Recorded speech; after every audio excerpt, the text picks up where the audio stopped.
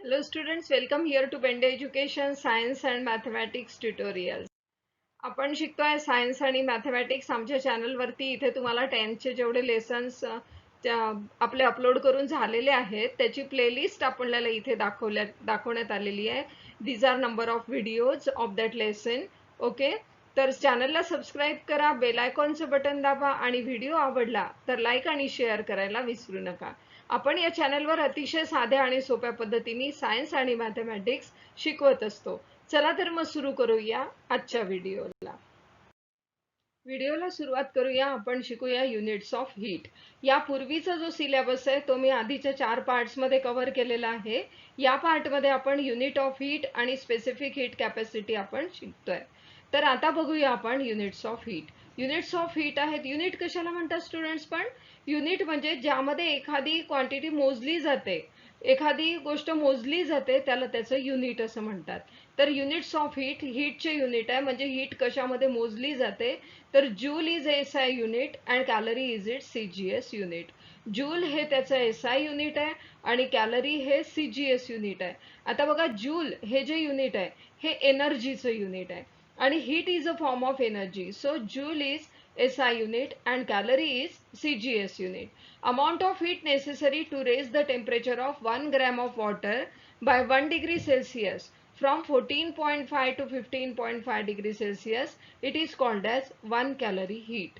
1 calorie heat म्हणजे किती heat, नेमकी किती हीट हे जर आपल्याला माहिती करून घ्यायचं असेल तर 1 ग्रॅम वॉटर घ्यायचं आणि त्या 1 ग्रॅम वॉटरला 14.5 डिग्री पासून 15.5 डिग्री सेल्सिअस पर्यंत गरम करायचं आणि हे गरम करताना त्याला जेवढी आपल्याला हीट द्यावी लागली that heat is called as 1 calorie heat. Idea clear झाली का स्टुडंट्स तुमची? तर amount of heat necessary to raise the temperature of 1 gram of water by 1 degree Celsius. 1 degree Celsius मध्ये टेम्परेचर वाढवायचं आहे. 1 डिग्री म्हणजे कुठून कुठपर्यंत?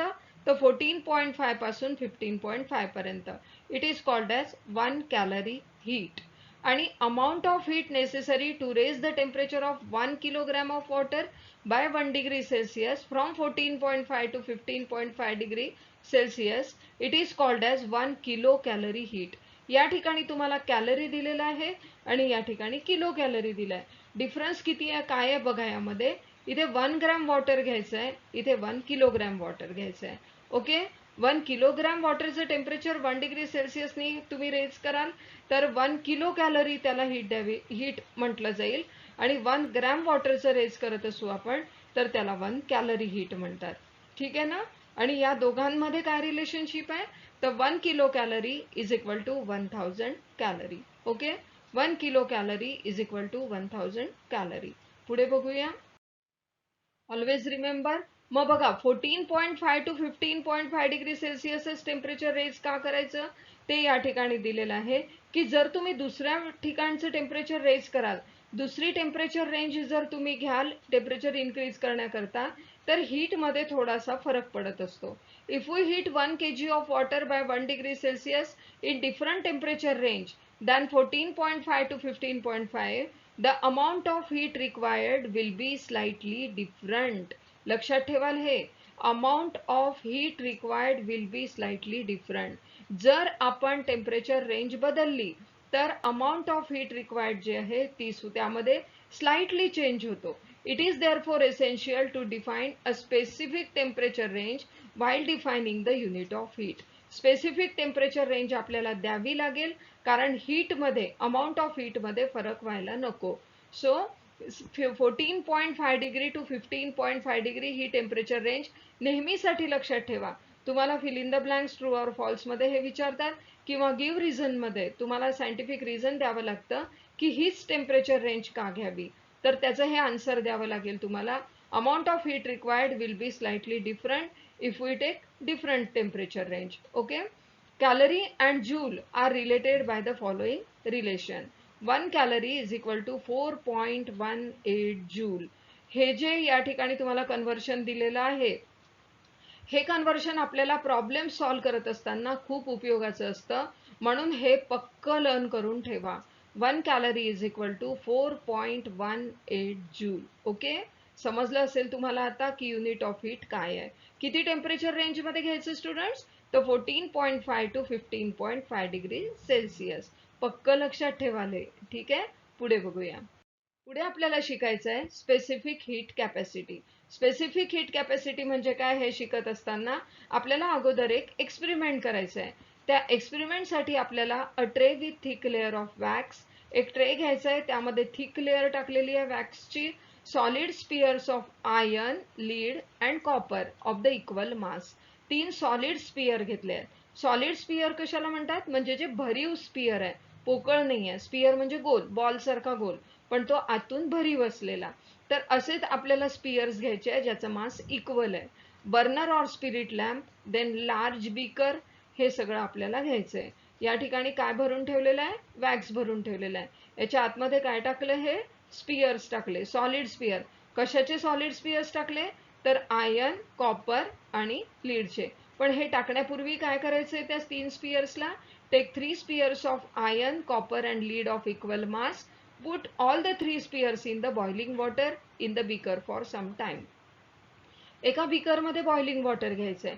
हे जे बॉइलिंग वॉटर आहे आपल्याला माहिती आहे की बॉइलिंग वॉटरचं जे टेम्परेचर असतं ते नेहमी 100 डिग्री सेल्सिअस असतं.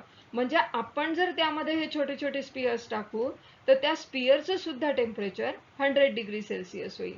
ठीक आहे, थोडा वेळ त्याला त्या पाण्यातच ठेवायचं, म्हणजे बॉइलिंग वॉटरमध्ये, म्हणजे त्यांचं टेम्परेचर 100 डिग्री सेल्सिअस होईल. Take the 3 spheres out of the water. All the spheres will be at temperature 100 degree Celsius. Put them immediately in the thick slab of the wax. लगेच त्याला उचलून, म्हणजे पाण्यातून काढल्या काढल्या लगेच त्याला वॅक्स वरती टाका.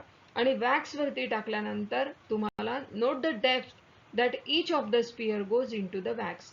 किती खोलपर्यंत हे वॅक्स जातं हे आपल्याला आता प्रत्येक ठिकाणी ऑब्झर्व. आपले ऑब्झर्वेशन्स काय असतील मग स्टुडंट्स आता या ठिकाणी?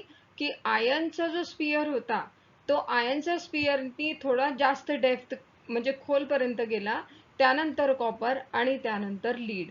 मग असं का झालं? तीनही जे स्पियर्स होते ना त्याचं टेम्परेचर मात्र 100 डिग्रीच होतं, तरी सुद्धा आयर्नचा जो स्पियर होता त्याची डेप्थ थोडी जास्त झाली, तो जास्त खोल गेला, कॉपरचा थोडा कमी गेला आणि लीडचा थोडा त्याहूनही कमी गेला.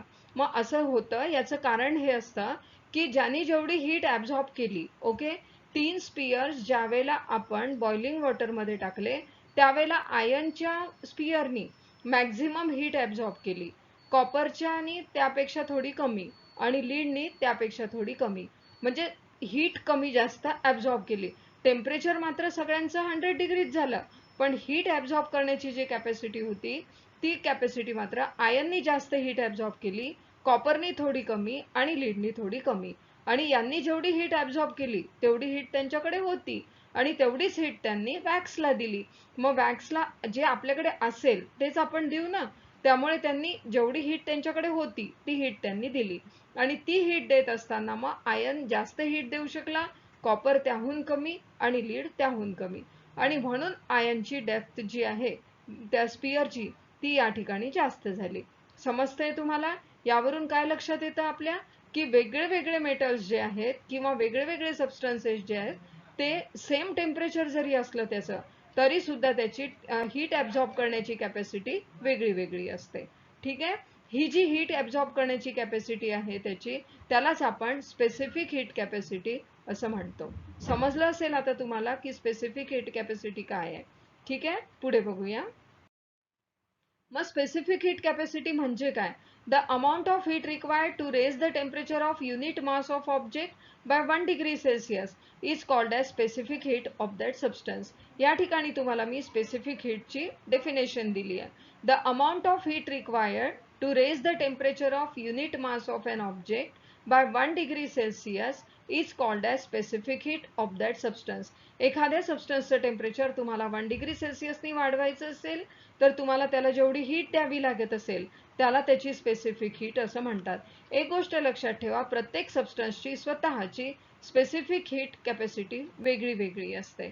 The specific heat is denoted by letter small C and its SI unit is joule per kg degree Celsius. Okay, and its CGS unit is calorie per gram degree Celsius. Units तुम्हाला पक्के लक्षात ठेवायचे आहेत. SI system मध्ये कोणता आहे आणि CGS system मध्ये कोणता आहे. ठीक आहे, मग आता आपल्याला स्पेसिफिक हीट कॅपॅसिटी काय आहे आणि युनिट्स ऑफ हीट काय आहे हे आता आपल्याला नक्की समजलं असेल. नेक्स्ट व्हिडिओमध्ये आपण घेतो आहे what is heat exchange and principle of heat exchange. त्यावरून आपल्याला स्पेसिफिक हीट काढता येऊ शकते. तर हे सगळं मी तुम्हाला नेक्स्ट व्हिडिओमध्ये शिकवते. Thank you so much for watching the video. Video आवडला तर लाईक आणि शेअर करायला विसरू नका. चॅनलला सबस्क्राईब करा, बेल आयकॉनचं बटन दाबा आणि थँक्यू सो मच अगेन. आणि पुन्हा भेटूया नेक्स्ट व्हिडिओमध्ये.